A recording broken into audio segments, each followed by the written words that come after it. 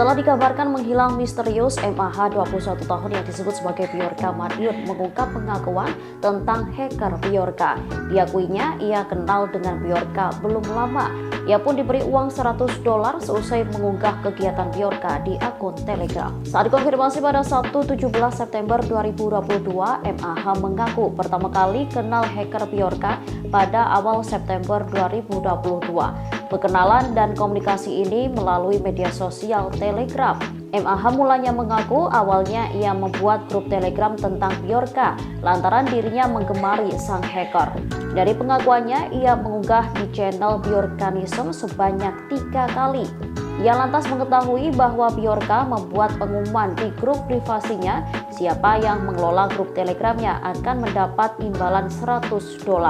Mendengar hal itu, MAH pun akhirnya mengirim pesan kepada Bjorka dan mengaku bahwa dirinya lah yang mengelola akun tersebut. Pesan itu lantas direspon kembali oleh Bjorka. Imbalan itu menurut MAH berupa Bitcoin. Meski sempat berkomunikasi, MAH mengaku tak mengetahui siapa sosok Bjorka yang sebenarnya. Yang menduga bahwa Bjorka berada di luar negeri lantaran selama ini keduanya berkomunikasi menggunakan bahasa Inggris.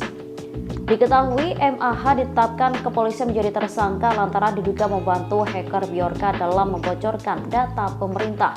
Selesai dilakukan penyelidikan, ia akhirnya dipulangkan pada Jumat 16 September. Namun selesai pergi sholat Jumat, MAH dikabarkan menghilang. Ternyata ia bukannya menghilang misterius, melainkan pergi ke rumah temannya selesai mengambil HP dari kantor polisi. Hal itu diketahui selesai MAH pulang ke rumahnya di Kecamatan Dagangan, Kabupaten Madiun, Jawa Timur. Terima kasih sudah nonton. Jangan lupa like, subscribe, dan share ya.